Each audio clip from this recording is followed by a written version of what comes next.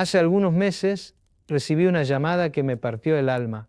Era Mónica, una mujer de 52 años, que lloraba desconsoladamente al otro lado del teléfono.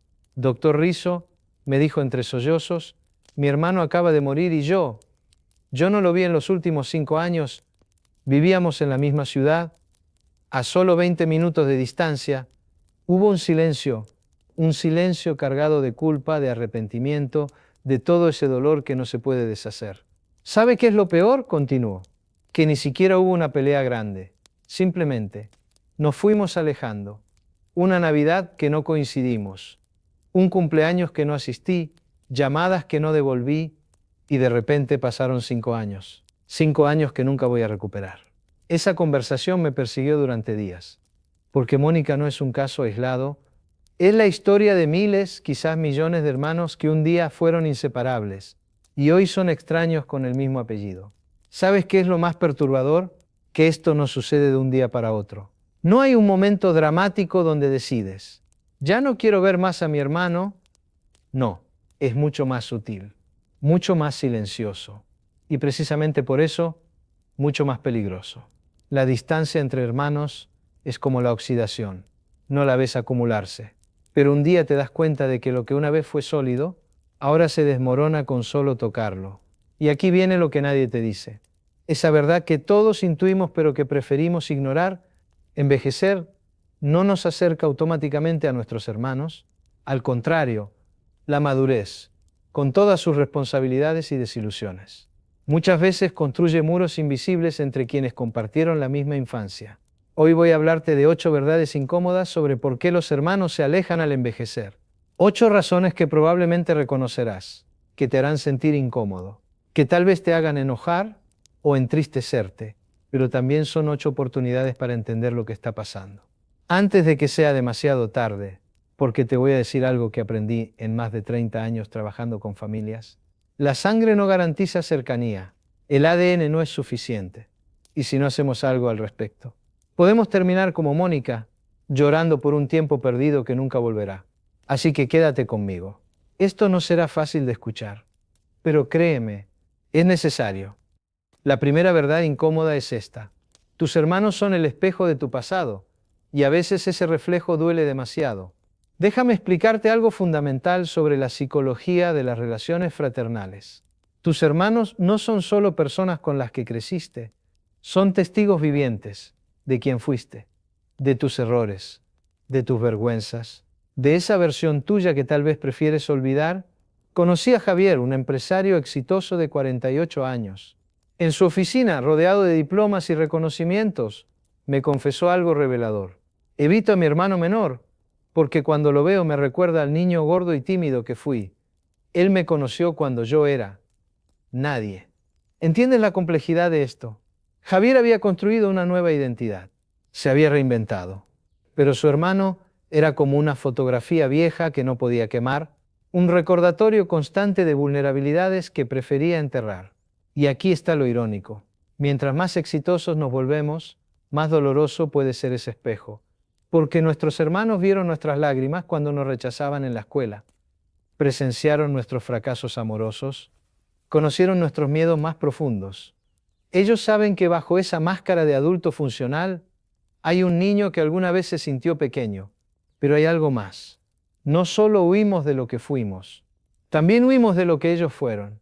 Tu hermano puede recordarte a un padre ausente, puede tener gestos que te transportan a momentos de dolor familiar, puede encarnar dinámicas tóxicas que creías haber superado. Te voy a contar algo más perturbador aún. A medida que envejecemos, este efecto espejo se intensifica. ¿Por qué? Porque empezamos a parecernos físicamente a nuestros padres. Y si tuviste una relación complicada con ellos, ver a tu hermano convertirse en una copia de mamá o papá puede ser emocionalmente insoportable. María, de 56 años, me dijo una vez, dejé de visitar a mi hermana cuando empezó a hablar exactamente como mi madre, el mismo tono crítico.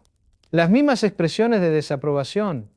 Era como si mamá hubiera revivido y yo ya había sufrido suficiente con la original. Esta es la trampa. Intentamos liberarnos del pasado. Pero nuestros hermanos son anclas biológicas que nos mantienen atados a él.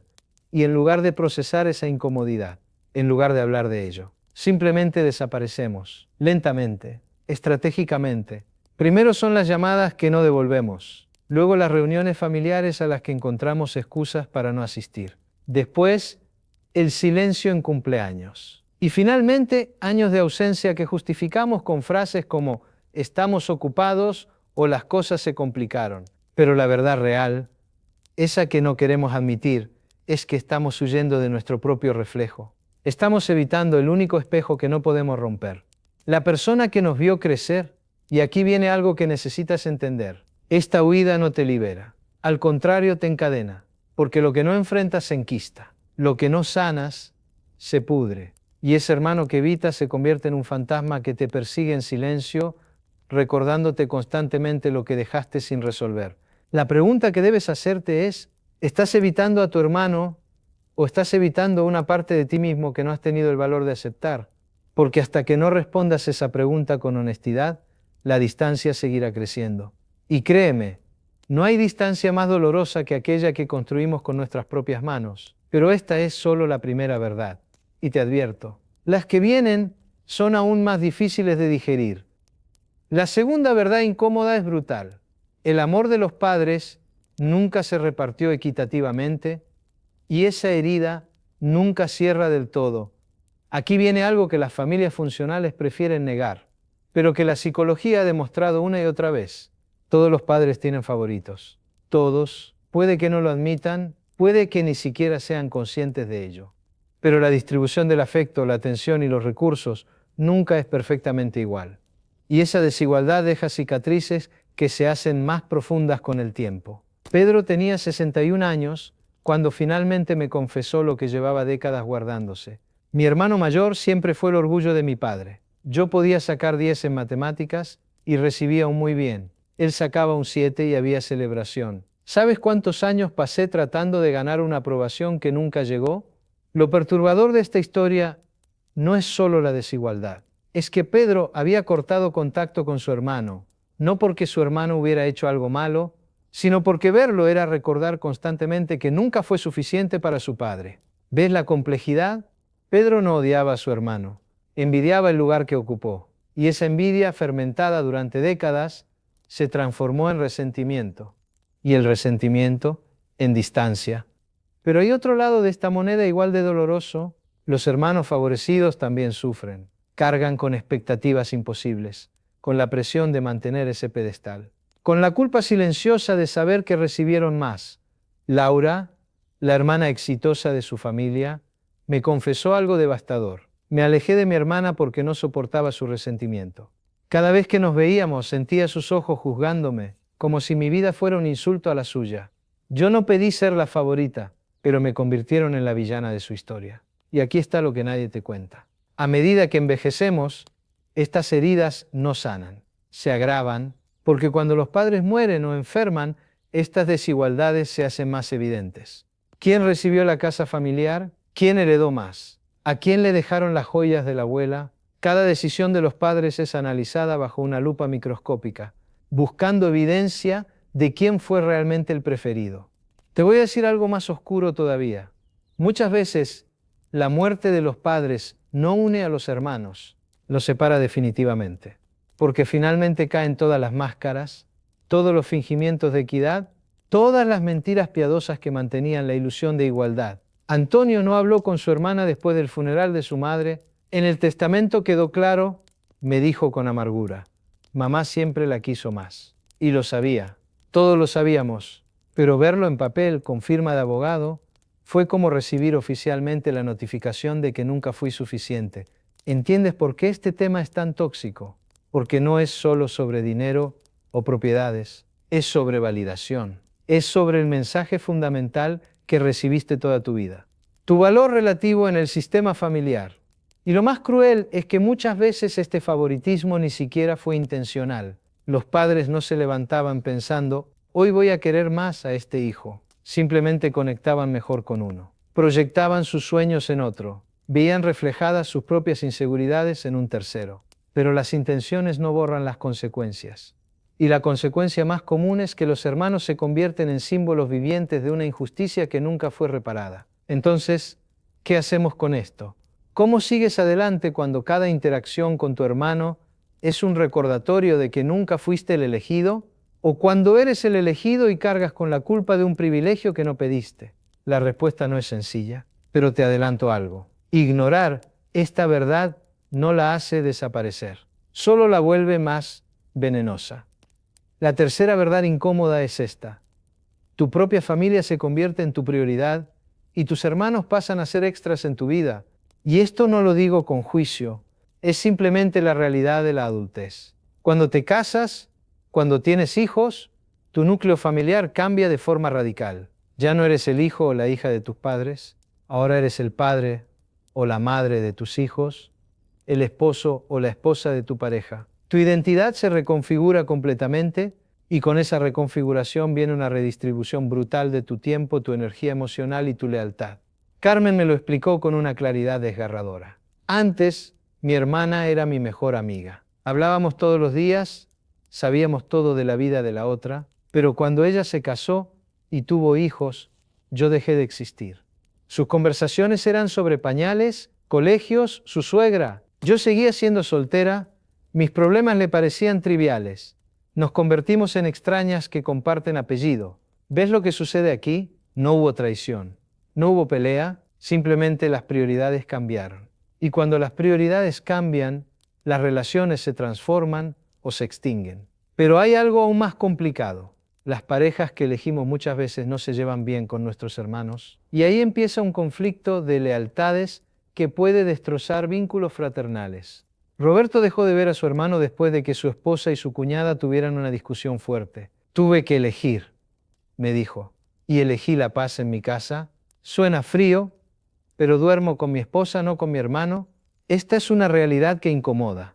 Cuando hay que elegir, elegimos a la familia que construimos sobre la familia que heredamos. Y esto tiene sentido desde un punto de vista evolutivo y emocional. Tu pareja y tus hijos dependen directamente de ti. Son tu responsabilidad inmediata, pero los hermanos quedan en una zona gris. No son tu responsabilidad directa, pero tampoco son extraños. Son esa categoría ambigua de familia extendida que teóricamente deberías mantener, pero que prácticamente terminas descuidando.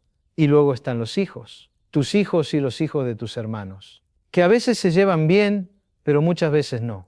Y cada conflicto entre primos es un campo minado potencial entre hermanos adultos.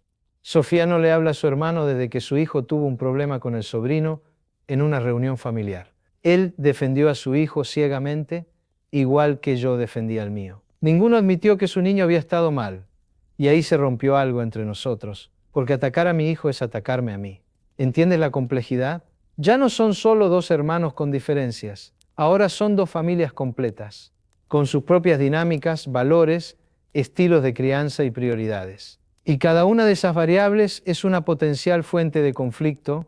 Además, está el tema de la reciprocidad. Cuando éramos niños, la relación con nuestros hermanos era simple.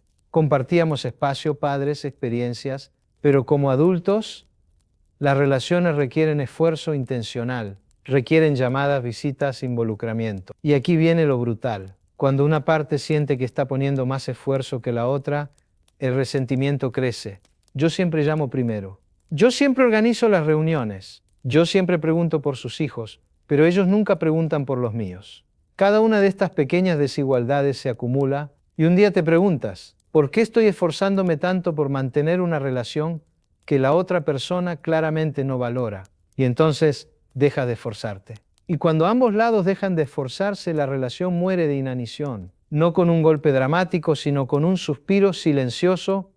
La pregunta incómoda que debes hacerte es, ¿has elegido conscientemente a tu familia construida sobre tu familia heredada? Y si es así, ¿estás en paz con esa decisión o cargas con culpa silenciosa? Porque esa culpa, créeme, eventualmente cobra su precio. La cuarta verdad incómoda es probablemente la más tóxica de todas. En muchas familias, el éxito de un hermano se siente como una derrota personal del otro.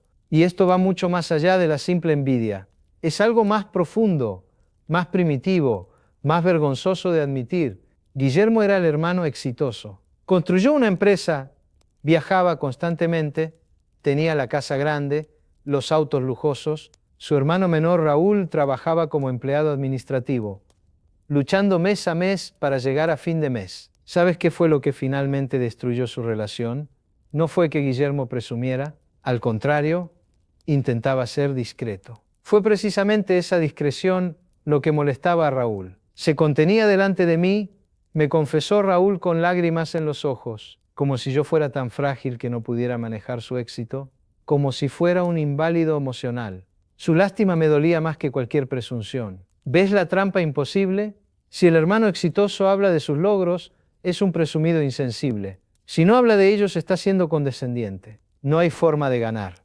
Pero esto se complica aún más cuando consideramos la narrativa familiar. En toda familia hay roles asignados, muchas veces desde la infancia: el inteligente, el rebelde, el responsable, el artista, el problemático, y cuando alguien sale de su rol asignado, cuando el que nunca iba a llegar a nada de repente triunfa, o cuando el que tenía todo el potencial fracasa, toda la estructura familiar se tambalea. Mercedes creció siendo la inteligente de la familia, sacaba las mejores notas, fue a la mejor universidad. Su hermana menor, Patricia, era la linda, pero no muy estudiosa. Los padres lo decían abiertamente, como si fuera un hecho neutro, pero la vida tiene giros irónicos. Patricia se casó bien, tuvo hijos hermosos, construyó una familia estable. Mercedes terminó soltera, en un trabajo que odia, con maestrías que nunca le abrieron las puertas que esperaba. Dejé de ir a las reuniones familiares, me dijo Mercedes con una mezcla de rabia y tristeza,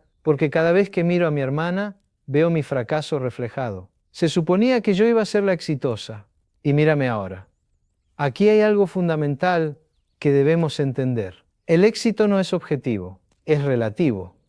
Y en las familias siempre hay comparaciones, los padres comparan, los tíos comparan, incluso nosotros mismos comparamos compulsivamente. Y esas comparaciones son veneno puro para las relaciones fraternales, porque no estamos comparando manzanas con manzanas, estamos comparando vidas completas, decisiones complejas, circunstancias diferentes. Pero el cerebro humano simplifica, uno gana, otro pierde.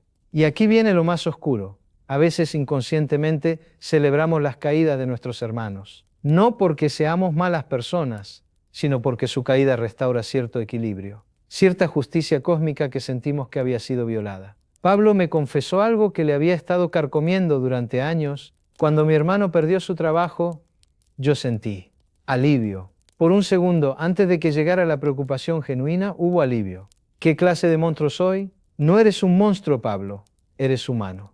Y los humanos tenemos esta necesidad primitiva de sentirnos validados, de no quedar demasiado atrás en la competencia evolutiva que son las jerarquías familiares. Pero reconocer eso no hace que sea menos tóxico, porque cuando celebras secretamente las caídas de tu hermano, cuando su éxito te causa dolor genuino, la relación ya está envenenada, puede que todavía se vean, que todavía finjan cordialidad, pero la conexión real ya murió.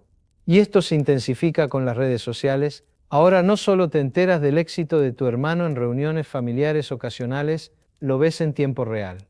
Las vacaciones en Europa, la casa nueva, los logros de sus hijos perfectos. Cada publicación es una pequeña puñalada, un recordatorio constante de la brecha entre sus vidas y la tuya. Entonces, ¿qué haces? Te desconectas. Primero de sus redes sociales, luego de sus llamadas, finalmente de su vida. Porque duele menos no saber que seguir comparándote y quedándote corto. La quinta verdad incómoda es esta: muchos hermanos cargan traumas de la infancia que nunca fueron reconocidos, nunca fueron reparados y que explotan décadas después. Y aquí viene algo que las familias odian admitir. No todos los hermanos vivieron la misma infancia. Pueden haber crecido en la misma casa con los mismos padres, pero sus experiencias fueron radicalmente diferentes. El hermano mayor que tuvo que cuidar a los menores mientras los padres trabajaban. El hermano del medio que siempre fue invisible, atrapado entre las demandas del mayor y la atención que recibía el bebé. El hermano menor que fue sobreprotegido hasta la asfixia.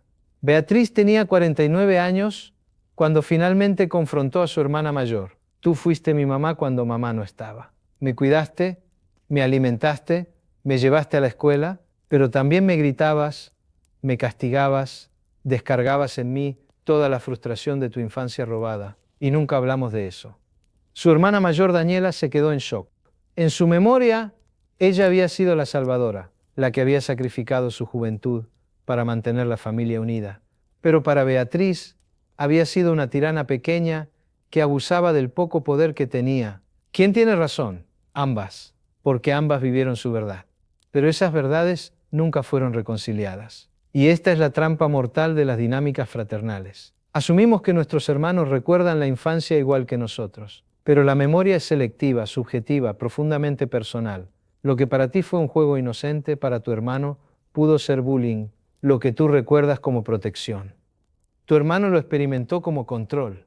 Lo que tú viste como necesidad, tu hermano lo sintió como traición. Andrés dejó de hablar con su hermano después de una reunión familiar donde compartieron recuerdos divertidos de la infancia. Su hermano contó entre risas cómo le había puesto el apodo de gordo inútil cuando tenían 10 y 12 años. Para él era una anécdota graciosa, me dijo Andrés temblando de rabia contenida. Para mí fue el origen de una batalla con mi imagen corporal que todavía peleo a los 45 años. Ese apodo destruyó mi autoestima y él ni siquiera se da cuenta. Aquí está lo devastador. Tu hermano puede haberte herido profundamente sin ni siquiera saberlo, y esa herida fermentada durante décadas se convierte en resentimiento, en amargura, en razones inexplicables por las que ya no quieres verlo. Pero hay algo aún más oscuro. A veces, las heridas fueron completamente intencionales. Hubo bullying real entre hermanos, hubo crueldad, hubo abuso.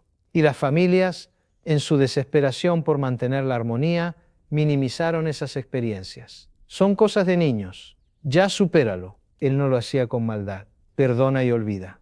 Pero tú no puedes olvidar, porque esas experiencias formaron quién eres. Y ver a tu hermano es revivir todo ese dolor que te dijeron que no era válido. Mariana me contó algo que nunca le había dicho a nadie. Mi hermano mayor abusaba sexualmente de mí cuando éramos niños. Nunca fue violación, pero había tocamientos, juegos inapropiados. Cuando finalmente se lo dije a mis padres a los 30 años, me dijeron que estaba exagerando, que eran experimentos de niños curiosos. Él ni siquiera lo recuerda así. Para él, yo estoy loca. Esa familia sigue esperando que Mariana asista a las reuniones, que actúe como si nada hubiera pasado, que abrace a su hermano en Navidad. ¿Entiendes por qué esto es insostenible? No todas las heridas son tan extremas como la de Mariana, pero todas son válidas. El hermano que te robaba tus juguetes y tus padres nunca lo castigaban. El hermano que te ridiculizaba frente a tus amigos, el hermano que leía tu diario, que revelaba tus secretos, que te hacía sentir vulnerable en tu propia casa. Estas no son pequeñeces de la infancia, son traumas reales que nunca fueron validados, nunca fueron sanados, y a medida que envejecemos, nos damos cuenta de que tenemos el poder de elegir. Ya no estamos atrapados en esa casa, ya no necesitamos mantener la paz familiar para sobrevivir. Entonces, elegimos la única sanación que está a nuestro alcance, la distancia. La sexta verdad incómoda es esta. A medida que maduramos, desarrollamos valores y visiones del mundo que pueden volverse completamente incompatibles con las de nuestros hermanos. Y esto no es algo superficial. No estamos hablando de diferencias sobre qué serie de Netflix es mejor. Estamos hablando de divisiones profundas, sobre cómo se debe vivir la vida, sobre qué es lo correcto, sobre qué tipo de persona vale la pena ser. Catalina y su hermana crecieron juntas, fueron inseparables durante la infancia, pero a los 40 y 42 años, respectivamente, no se habían hablado en 3 años. La razón política, mi hermana se volvió fanática de un movimiento político que yo considero peligroso, me dijo Catalina. No puedo sentarme a comer con alguien que defiende cosas que van contra mis valores más profundos. Y ella dice exactamente lo mismo de mí. Nos hemos convertido en enemigas ideológicas. ¿Ves cómo la adultez puede hacer esto? De niños compartíamos todo, pero como adultos hemos vivido experiencias distintas. Hemos leído libros diferentes, hemos sido influenciados por personas diferentes y hemos tomado caminos que nos llevaron a lugares opuestos. Y no es solo política, es religión, es la forma en que criamos a nuestros hijos, es nuestra relación con el dinero, con el trabajo, con la vida misma. Fernando dejó de ver a su hermano cuando éste se unió a un grupo religioso fundamentalista. Intenté mantener la relación, me explicó, pero cada conversación se convertía en un sermón. Me juzgaba por beber vino, por estar divorciado, por no ir a la iglesia. Ya no quedaba espacio para simplemente ser hermanos. Aquí está lo que duele. Estos no son desacuerdos superficiales. Son grietas en la forma en que entendemos la realidad. Y cuando esas grietas se hacen lo suficientemente anchas, no hay puente que pueda cruzarlas. Pero hay algo aún más doloroso. A veces nuestros hermanos toman decisiones que consideramos moralmente reprobables. Y entonces aparece una pregunta imposible. ¿Cómo mantienes una relación con alguien cuyas acciones van contra todo lo que crees? Elena cortó contacto con su hermano cuando descubrió que él era infiel a su esposa de forma serial y descarada. No puedo verlo a los ojos, me dijo. Conozco a su esposa, quiero a mis sobrinos. ¿Cómo finjo que no sé? ¿Cómo abrazo a alguien que está destruyendo su propia familia?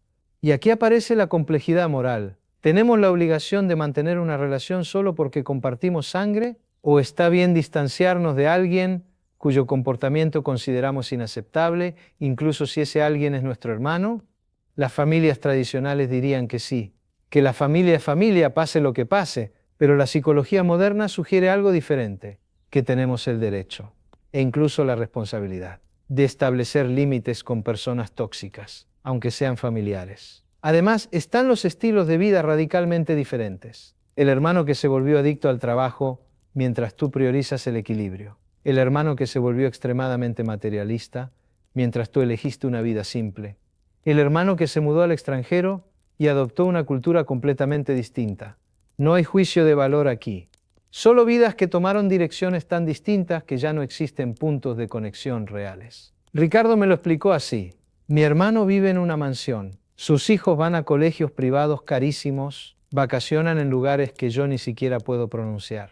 Yo elegí ser maestro, vivo modestamente. Mis hijos van a la escuela pública. Cuando nos vemos, no tenemos nada de qué hablar.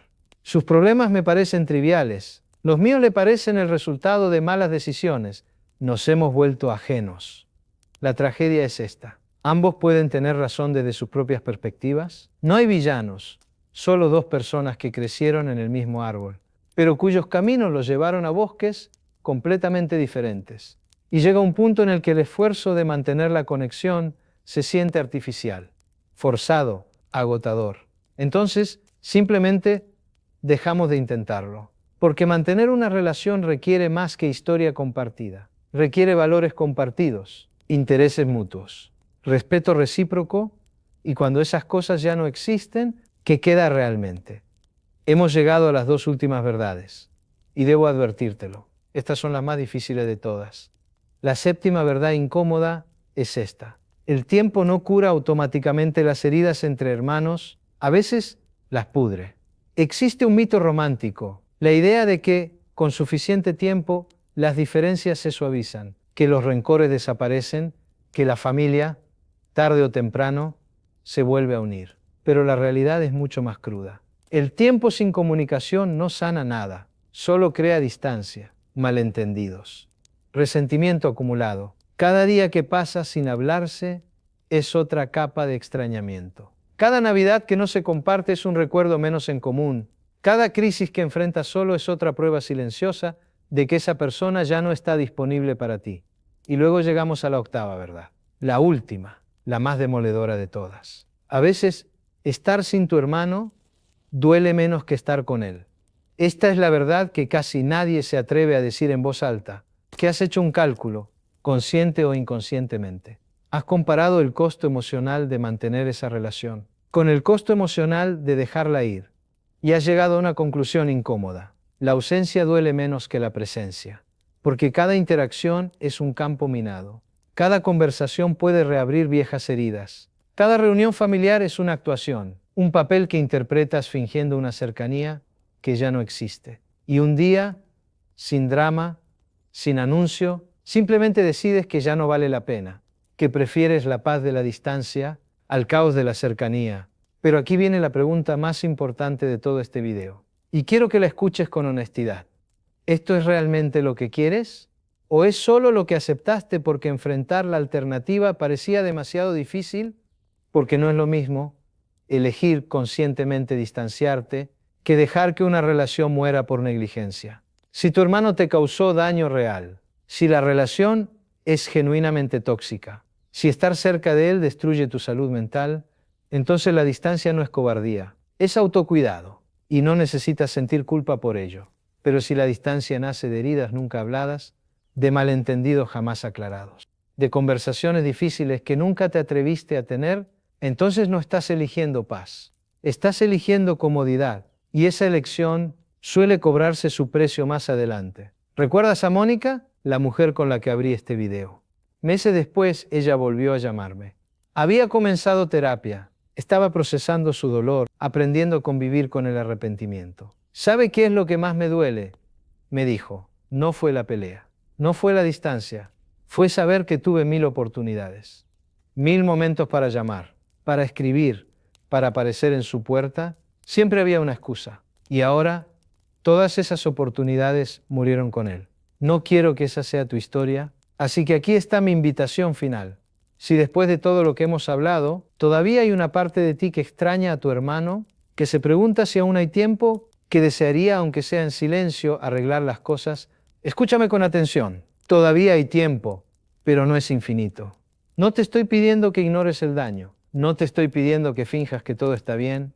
Te estoy pidiendo que decidas conscientemente si esa relación merece un último intento antes de que sea demasiado tarde para intentarlo. Porque la muerte es definitiva, pero mientras ambos sigan vivos, todavía existen posibilidades. Tal vez nunca vuelvan a ser los hermanos inseparables de la infancia, tal vez la relación nunca sea perfecta, pero quizás, solo quizás, puedan construir algo nuevo, algo más honesto, algo que reconozca el pasado sin quedar atrapado en él. Y si después de intentarlo con sinceridad descubres que no hay salvación posible, al menos sabrás algo, que lo intentaste, que no dejaste que el miedo ni la inercia decidieran por ti, porque al final del día tendrás que vivir con tus decisiones. Y créeme, es más fácil vivir con el dolor de haberlo intentado que con el peso de preguntarte toda la vida, y sí, la pregunta no es si tu hermano merece otra oportunidad. La verdadera pregunta es esta. ¿Tú mereces la paz de saber que hiciste todo lo posible?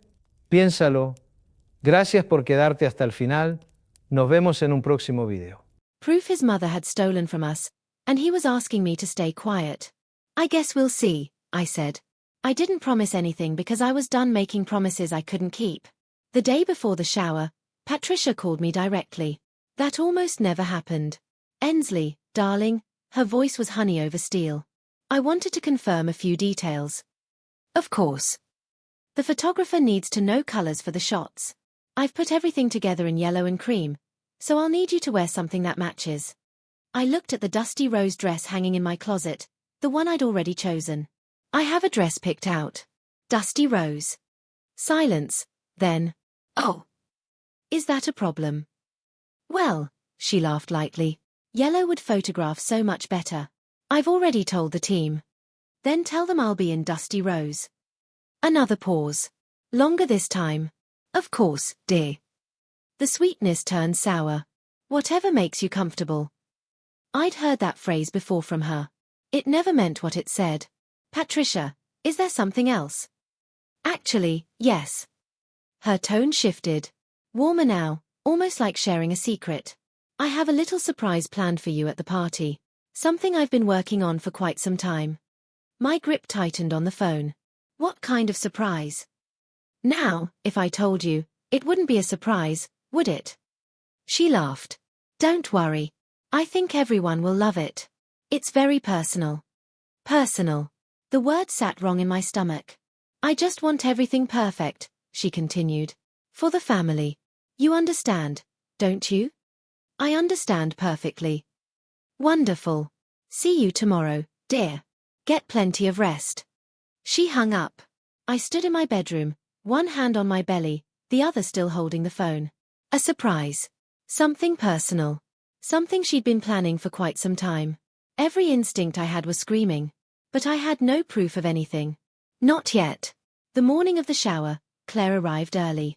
She found me in the bedroom, half-dressed, staring at the bank statement on my dresser.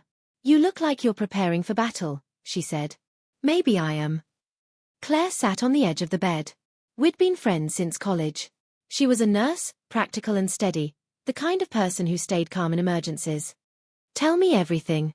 So I did. The $11,000. Diane's warning. Ryan asking me to keep quiet. Patricia's surprise. Claire listened without interrupting. When I finished, she said, "And you're still going to this party?" "I have to. If I skip, I'm the bad guy. She wins either way." "So what's the plan?" I looked at the dusty rose dress, at the bank statement, at my reflection in the mirror. "No plan," I said.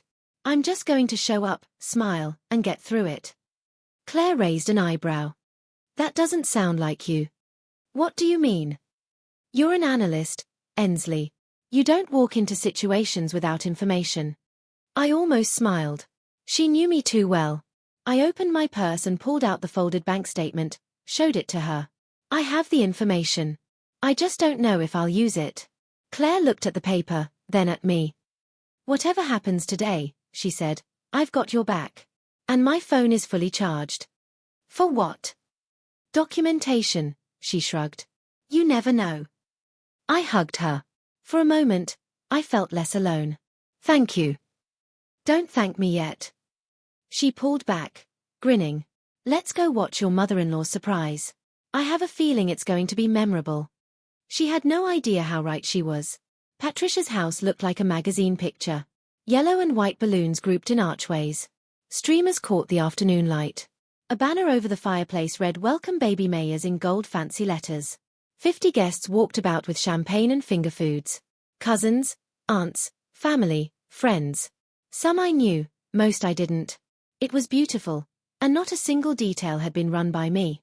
Ryan squeezed my hand as we walked in. "See, Mom really outdid herself." I nodded, smiled, said nothing. The first person I noticed was Melissa. She stood near the gift table, blonde hair perfect, wearing a yellow dress that matched the decorations exactly. When she saw me, she smiled, slow and knowing. Had Patricia matched their outfits? "Ensley, there you are." Patricia swept toward us, arms outstretched. She wore cream silk, pearls at her throat. Picture-perfect hostess. She pulled me into a hug. Close, tight. "Our beautiful mama-to-be," she announced to the room. Everyone clapped. But as she held me, she whispered, "Glad you didn't wear yellow. Makes things easier." Before I could ask what she meant, she let me go and turned to greet another guest. "Makes things easier." I found Claire across the room. She raised her eyebrows in a silent question. I shook my head slightly. The next hour was a blur of small talk and forced smiles. Every few minutes, I caught Patricia watching me, pleased, waiting. Then, at exactly 3 o'clock, she clinked a fork against her champagne glass. The room fell quiet. "Everyone, please gather around," Patricia announced, smiling big. "Before we continue, I have a very special presentation for Ensley. Something I've been working on for months." My heart began to pound. This was it. The surprise. And I had a terrible feeling I knew what was coming. Before Patricia could continue, the front door opened. Diane hurried in, cheeks flushed, slightly out of breath. She looked around the room until her eyes found mine. Something was wrong. I could see it in her face. "Sorry I'm late," she announced to no one in particular, already making her way toward me. Patricia frowned. "Diane, we're about to start the presentation." "Just 1 minute, Mom."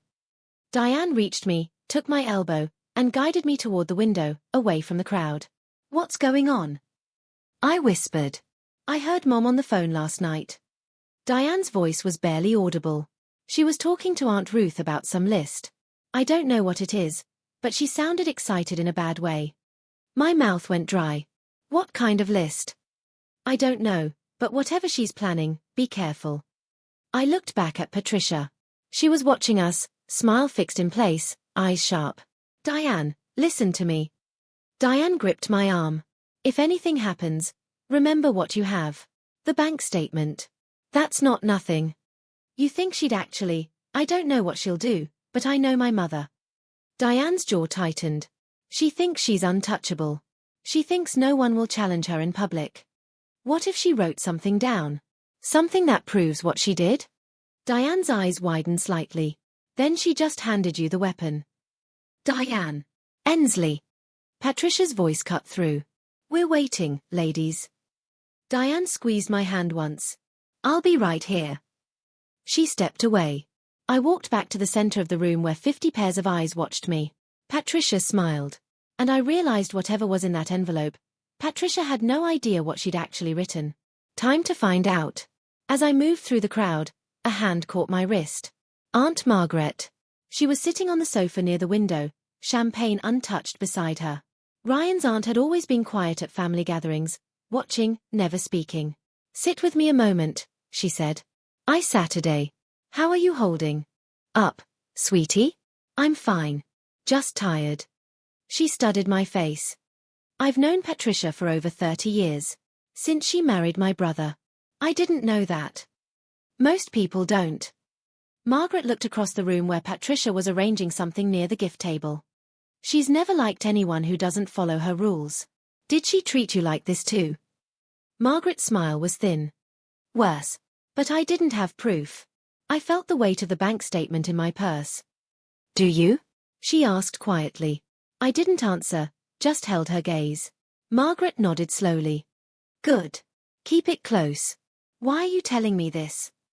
She was silent for a moment. When she spoke, her voice was heavy with something old. "Years ago, Patricia convinced my brother I was stealing from the family. I wasn't." Her eyes shined with tears. "But I couldn't prove it. And Richard died believing her lies. I'm so sorry." "Don't be sorry. Be smart." She squeezed my hand. "If she tries anything today, don't let her win with silence. Silence is how she's won for 30 years. Everyone gather around." Patricia's voice rang out. Margaret released my hand. "Go. And remember what I said."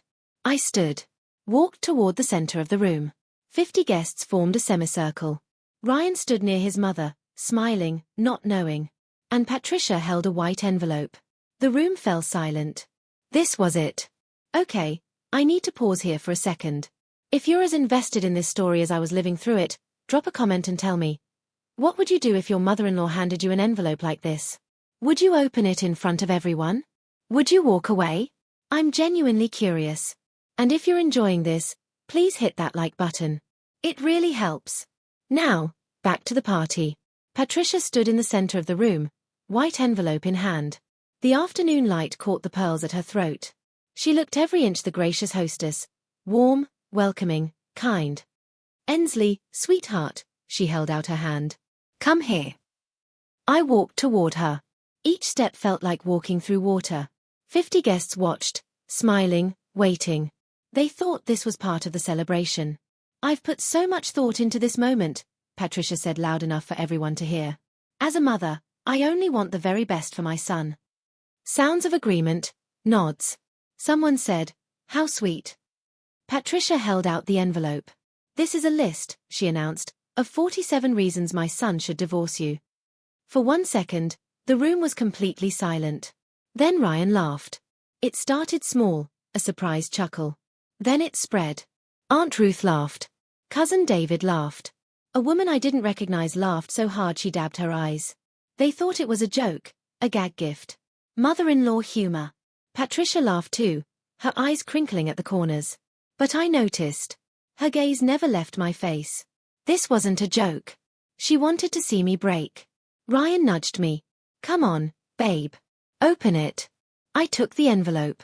It was heavier than I expected. "Go ahead," Patricia said sweetly. "Read it. It's all in good fun." Her smile sharpened.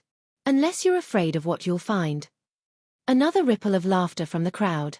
I looked at Ryan. He was still smiling, waiting for me to play along. I looked at the envelope in my hands. And I thought about every rude comment, every fake compliment, every time I'd stayed silent to keep the peace. I wasn't afraid. I was done. I opened the envelope. Inside were 4 pages, white paper, neatly typed, numbered 1 to 47. The room was still buzzing with amusement. Someone whispered, "This is priceless." Another said, "Patricia's such a character." I began to read. Number 1, she doesn't know how to cook a proper roast. Number 4, she convinced my son to move 20 minutes away from me. Number 7, she works too much. A wife should be home. Number 15, she's too independent. A good wife relies on her husband. The complaints were petty, small, the kind of complaints a bitter woman collects over years, polishing them like stones. But I kept reading. Number 19, she didn't invite me to her doctor's appointment. Number 21, she won't let me decorate the nursery. And then I reached number 23. I read it once, then again. My heart stopped. Well, Patricia's voice broke through. Anything interesting? I looked up, met her eyes. Around me, 50 people waited.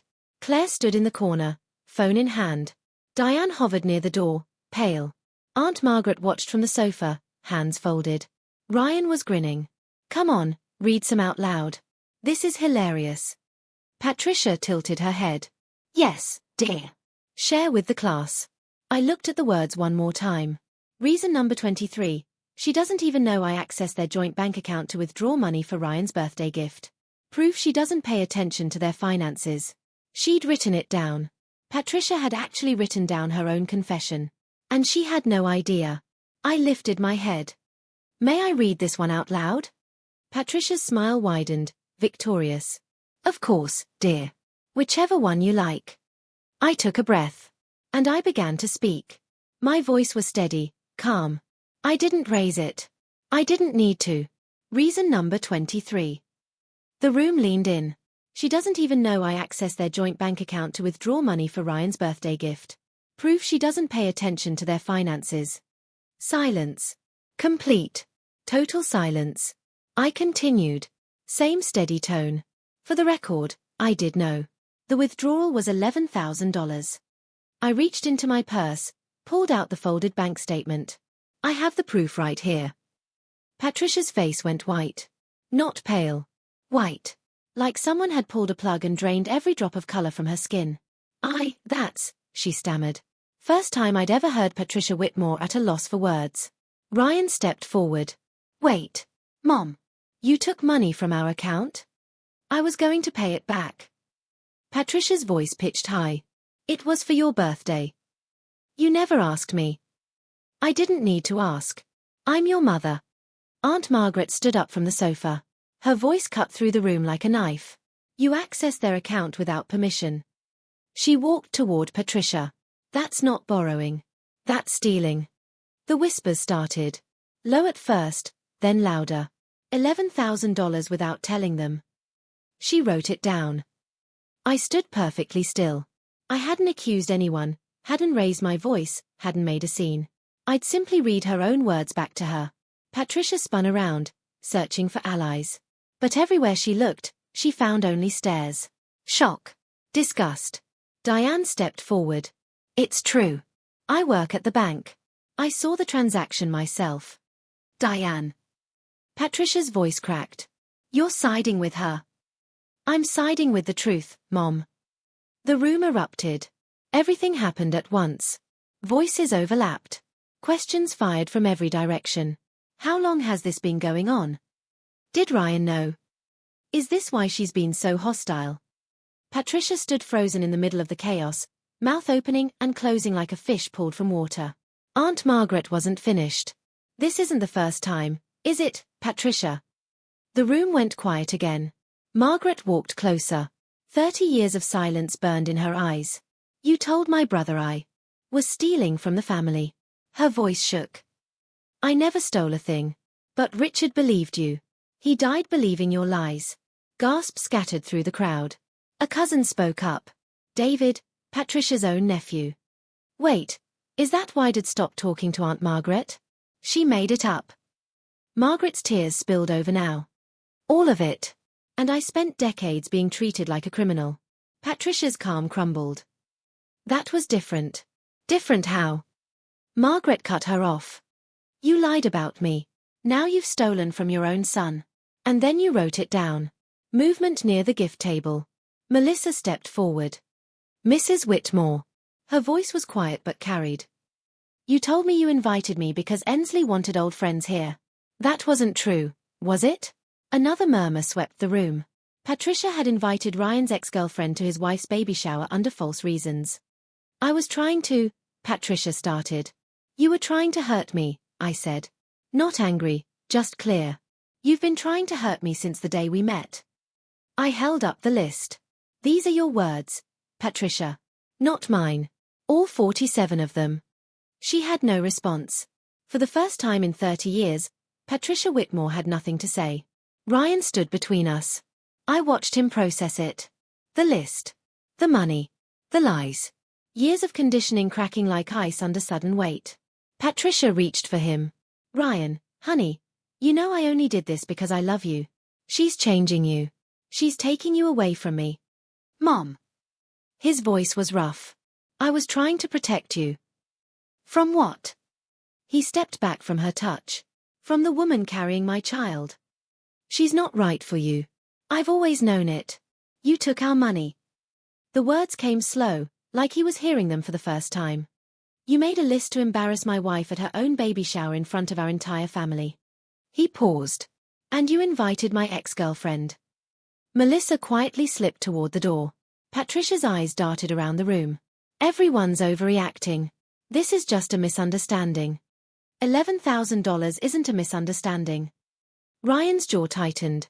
A 47-item list isn't a joke. I stayed silent. This wasn't my fight to win. It was his. He had to choose. The room held its breath. I think you should leave, Mom. Patricia's face crumpled. You're choosing her over your own mother. Ryan looked at me, at my belly, at the life we were building. Then back at her. I'm choosing my family. The one I'm building with her. Patricia grabbed her purse. Her hands shook. She walked toward the door, and the crowd parted like water. At the doorway, she turned. Her eyes locked on mine. This isn't over, she said. I met her gaze without flinching. I think it is. The door slammed behind her. For a moment, no one moved. Then, Aunt Margaret lifted her champagne glass. Well, that was 30 years overdue. The door's echo faded. 50 people stood in Patricia's perfectly decorated living room, surrounded by yellow balloons and streamers, trying to make sense of what just happened. Then, unexpectedly, someone laughed. It was Aunt Ruth. A small, shocked giggle that broke the tension. I've waited 20 years to see that woman speechless, she said. A few others laughed.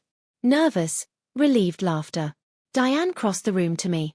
I'm so sorry about all of this. Are you okay? I took a breath, let it out. I think I'm better than I've been in months. Claire appeared at my side, phone still in hand.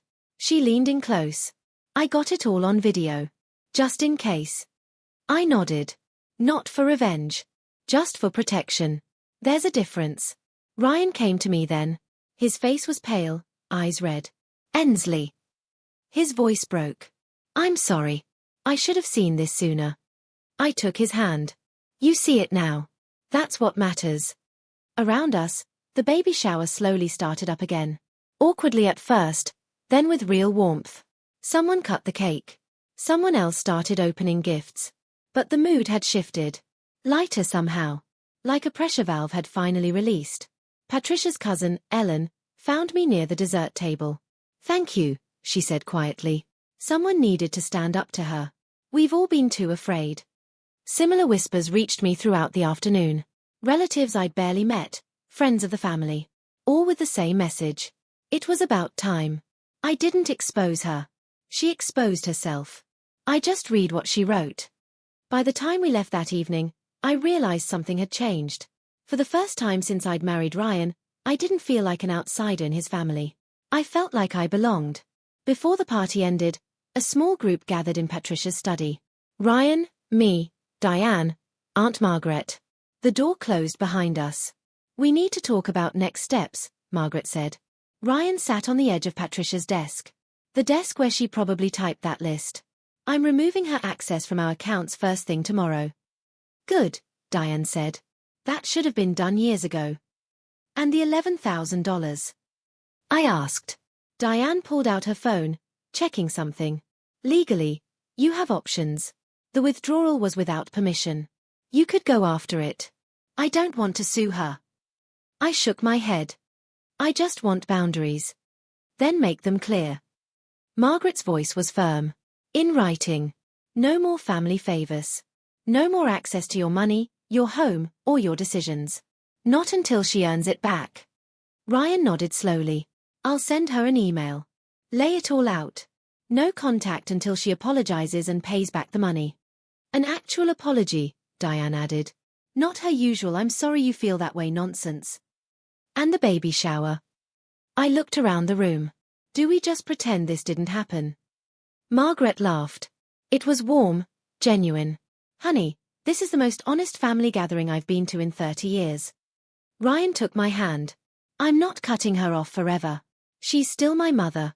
But until she takes responsibility, she doesn't get access to our life. I squeezed his hand back. It wasn't a perfect solution. It wasn't even a complete one. But it was a start. Boundaries aren't about punishment. They're about protection. And for the first time in my marriage, I had both my husband and his family standing beside me. That was worth more than any apology. Can I be honest with you for a second? When I was standing there reading that list out loud, my hands were shaking. But I realized something. Silence wasn't protecting me. It was protecting her. If you've ever had to stand up to someone who thought they were untouchable, I see you. Drop a heart emoji in the comments. And if you're new here, please subscribe. We've got more stories coming. Now, let me tell you what happened that night. That night, our apartment felt different. Quieter. Lighter. Like a storm had passed and left everything clean. Ryan sat on the couch staring at his phone. I have 12 messages, he said. From who? Everyone. He scrolled through. Uncle David, Cousin Beth, Aunt Ruth. People who haven't texted me in years. What are they saying? He read a few out loud. Diane, Mom's been calling everyone. No one's answering. Aunt Margaret, blocked her number. 30 years too late, but better late than never. Cousin Beth, I always knew something was off with her. Thank you for finally proving it. Uncle David, proud of you, son. That took guts. Ryan set the phone down. His eyes were distant. How do you feel? I asked. He thought for a long moment. Guilty, he said. Relieved. Sad. All at once. That's okay. I sat beside him. You're allowed to feel all of it. I spent 31 years thinking her behavior was normal. He turned to look at me. It took you standing up to show me it wasn't.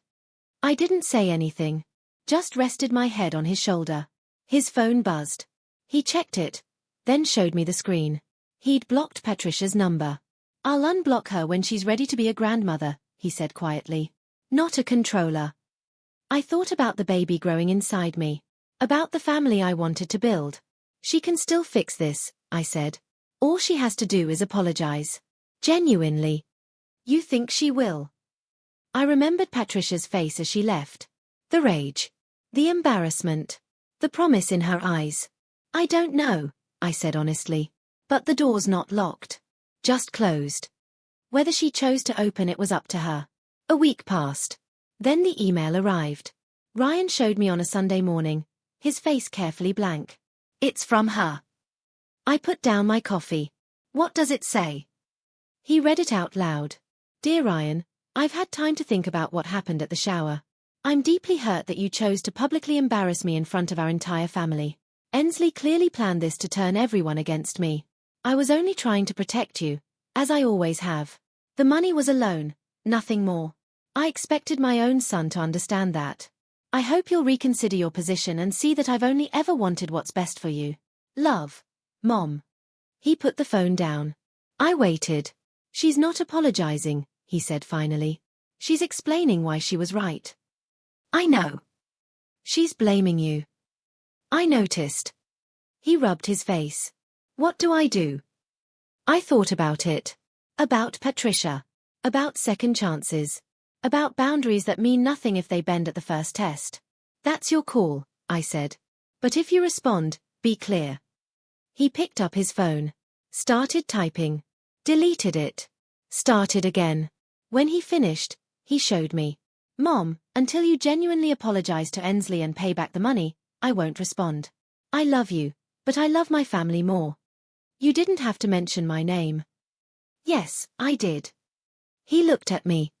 You're the reason I finally see clearly. He hit send. We didn't expect a response. And we didn't get one. But 1 week later, Diane called. $11,000. She said. Just appeared back in your account this morning. No note. No message. The money was returned. The apology wasn't. Some things take longer than others. 2 weeks after the money appeared, Diane called again. Her voice sounded different this time. Heavier. I need to tell you something about Mom. I prepared myself. What happened? She's not doing well. Diane paused. She's alone. No one's talking to her. Margaret blocked her. Ruth blocked her. Even her bridge club dropped her. I didn't tell anyone to block her. I know. They made their own choice. Diane sighed. But she's spiraling. She called me crying last night. Said everyone abandoned her. I listened to the silence on the line. How do you feel about that? I asked. Honestly? Conflicted. Diane's voice cracked. She's my mother. She's awful. Both things are true. I understood that more than she knew. She can fix this, Diane. All she has to do is apologize. Genuinely. I told her that. She keeps saying she did nothing wrong. Then she's not ready yet. I know. A long pause. I just wanted you to know what's happening with her. In case, I don't know. In case it matters. I looked out the window. Thought about the woman who'd spent years making me feel small. Who'd stolen from us. Who'd tried to destroy my marriage in front of 50 people. I didn't feel happy that she was suffering. But I didn't feel guilty either. Thank you for telling me, I said. And Diane, you're not responsible for her choices. Neither are you. I know. When we hung up, Ryan was watching me. How is she? Lonely. Defensive. Still not sorry. He nodded slowly. Maybe she never will be. Maybe. I placed my hand on my belly. But until she is, she doesn't get to be part of this. Our baby kicked right on cue. Some boundaries protect more than one person. 3 months later, I gave birth to our daughter. We named her Lily. The delivery room was small but bright. Ryan held my hand through 18 hours of labor. Claire was there, off duty, but refusing to leave. Diane arrived with flowers. Aunt Margaret brought a hand-knitted blanket. Patricia wasn't there. She still hadn't apologized. I held Lily for the first time, this tiny, perfect person, and felt the world shift on its axis. Everything that had happened before suddenly felt smaller, less important. This was what mattered now. She's beautiful, Claire whispered. She looks like you, Ryan said, tears on his cheeks. I looked at my daughter's face. At her tiny fingers. At the future stretching out ahead of her. She would not grow up in a family where silence was a weapon. Where control was love. Where standing up for yourself meant standing alone. I would make sure of it. Later that evening, Ryan sat beside my hospital bed, phone in hand. I called Mom, he said quietly. Told her about Lily. My heart clenched. What did she say? She cried. Asked if she could see her. And Ryan met my eyes. I said, when she's ready to respect my wife, she can meet my daughter. I reached for his hand.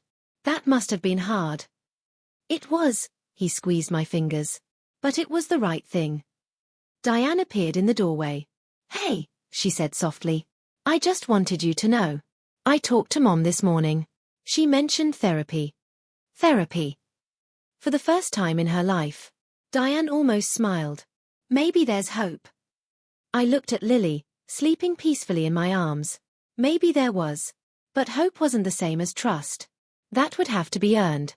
6 months after Lily was born, a letter arrived. Not an email. A handwritten letter on cream stationery with Patricia's familiar slanted writing. I almost threw it away. Instead, I sat at the kitchen table while Lily napped, and I read. It was 2 pages long. She wrote about her childhood. Growing up with a mother who never showed affection. Learning that love meant control. And control meant safety. She wrote about losing her husband, Ryan's father, and how terrified she'd been of losing Ryan, too. Then she wrote this. I convinced myself that if I could control everything around my son, I could keep him safe. But I was wrong. I wasn't protecting him. I was suffocating him. And I was cruel to you because you threatened the only kind of love I knew how to give. I'm sorry. Not sorry you feel that way. Not sorry if I hurt you. I'm sorry for what I did. For the list. For the money. For every time I made you feel like you weren't enough. You are enough. You always were. I was just too broken to see it. I read the letter twice, then a third time. Ryan came home to find me at the table, the pages spread before me. He read it in silence. When he finished, his eyes were wet. What do you want to do? I asked. He looked at me. What do you want? I thought about it. The pain. The embarrassment. the scars, but also the possibility. We can meet, I said finally. Once. In a public place. With clear rules. And if she breaks them, then we're done. Ryan nodded. One more thing, I added. She's not holding Lily until she looks me in the eye and says it in person. Fair. More than fair. But I was willing to try. We met at a coffee shop on a Tuesday afternoon. Neutral ground. Public space. Lily in her stroller between us. Patricia looked different. Smaller somehow. The sharp edges softened. She wore less makeup, simpler clothes. 6 months of therapy and isolation will do that to a person. She sat across from me, Ryan beside me, a table between us, and whatever came next. Thank you for meeting me, she said. Her voice was quieter than I remembered. I nodded. Waited. She took a breath. I'm sorry. Her eyes met mine directly. For the list. For the money. For years of making you feel unwelcome in your own family. For using your mother's absence as a weapon. Her voice broke on the last words. I told myself I was protecting my son, but I was just afraid of losing him. And instead of dealing with that fear, I took it out on you. She wiped her eyes. You didn't deserve any of it. And I'm sorry. The coffee shop hummed around us. Normal people having normal conversations. No idea about the history sitting at our table. Thank you for saying that, I said. Patricia's hands trembled on the table. She glanced at the stroller. Can I see her? I looked at Ryan. He gave a small nod. I turned Lily's stroller so Patricia could see her granddaughter. 6 months old. Sleeping peacefully. Patricia's face crumpled. Tears streamed down her cheeks. She's beautiful. Would you like to hold her? The word surprised even me. Patricia looked at me, startled, hopeful, terrified. Are you sure? I lifted Lily from the stroller, placed her gently in her grandmother's arms. Patricia held her like something precious and fragile. Which she was. I watched them together. The woman who had tried to destroy my marriage, holding my daughter. I hadn't forgiven her completely. Maybe I never would. But I'd given her a chance. Because boundaries aren't walls. They're doors. And she'd finally found the courage to knock. And that's where my story ends for now. Thank you for staying with me through all of this. If this story made you feel something, seen, understood, or just a little less alone, please drop a comment and tell me your thoughts. And if you want more stories like this, check the description below. I've linked some of my favorites. Subscribe, hit the bell, and I'll see you in the next one. Take care of yourselves. And remember, your boundaries are not negotiable.